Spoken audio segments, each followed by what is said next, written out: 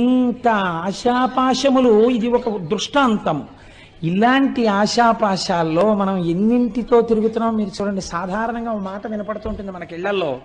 ఎక్కడికైనా వెళ్ళినప్పుడు వాళ్ళ ఇంటికి ఫంక్షన్కి వెళ్తున్నాం కదా, అదేంటి ఇలా పెడితే ఏం బాగుంటుంది, ఈ చీర కట్టుకోనా బాబాయ్, వాళ్ళ మీద ఎందుకు, ఈ ఈ ఈ ప్యాంట్ వేసుకోనా అంటే నా మీదే కదా, ఈ ప్యాంట్ వేసుకోనా, ఈ షర్ట్ వేసుకోనా, ఇలా బెల్ట్ పెట్టుకోనా, ఇలా టక్ చేసుకోనా, ఇలా స్ప్రే కొట్టుకోనా, అదేంటి మంచి గాడీ డిజైన్ ఉన్న షర్ట్ వేసుకోనా, ప్లెయిన్ షర్ట్ బాగుంటుందా, ఫుల్ హ్యాండ్స్ వేసుకోనా, హాఫ్ హ్యాండ్స్ వేసుకోనా, ఇన్ని అడుగుతాడు.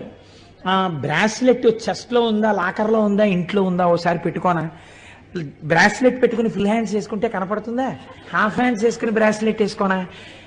ఎన్ని దిక్కుమాల ఆలోచనలండి. దీనికి ట్రైనింగ్ కావాలండి మీకు. మీకు ఎవడన్నా వచ్చి చెప్పాలండి, నేర్పాలా? సహజంగా వస్తాయి. ధర్మం వైపుకి అడుగు పడాలంటే ఈశ్వర